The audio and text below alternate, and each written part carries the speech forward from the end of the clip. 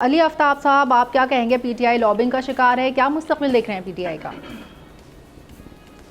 देखिए, जो भी पार्टी पावर से बाहर होती है ना, उसके लिए ये डायलेमा होता है कि हमने क्या स्टांस रखना है। और उस पार्टी के अंदर हमेशा से दो स्टांस रहते हैं।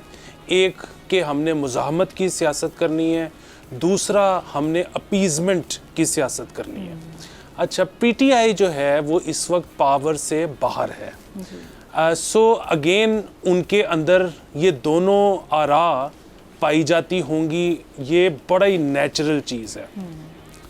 पीटीआई के हक में एक चीज़ हो गई है, और वो पीटीआई के हक में चीज़ ये हुई है कि अगर खान साहब इस वक्त बाहर होते, जेल में ना होते, तो भी एग्जैक्टली यही सिचुएशन होती जो इस वक्त है, कि यही दोनों आरा पार्टी के अंदर से निकलती। कोई एक हल्का कहता है ऐसे करना चाहिए, दूसरा हल्का कहता कि वैसे करना चाहिए। अच्छा, इस वक्त अब पीटीआई के अंदर से दोनों तरह की आपको वाइब्स आपको आ रही हैं।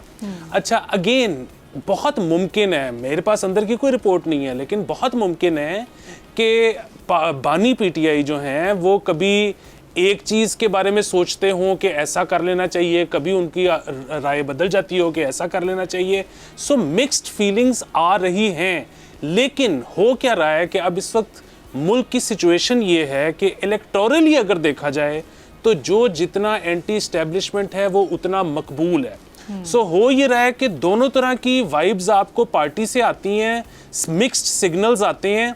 लेकिन लोग क्या करते हैं कि जो अपीजमेंट की वाइब आती है उसको कहते हैं कि ये पार्टी में किसी और ने की है, और जो मुज़ाहमत की वाइब आती है उसको एसोसिएट कर देते हैं खान साहब से। सो हो ये रहा है कि एक तरफ ये कहा जा रहा है कि पार्टी जो है वो बहुत मुश्किलात का शिकार है, टूट फूट का शिकार है। ये मुमकिन भी हो सकता है, ऐसा हो रहा होगा।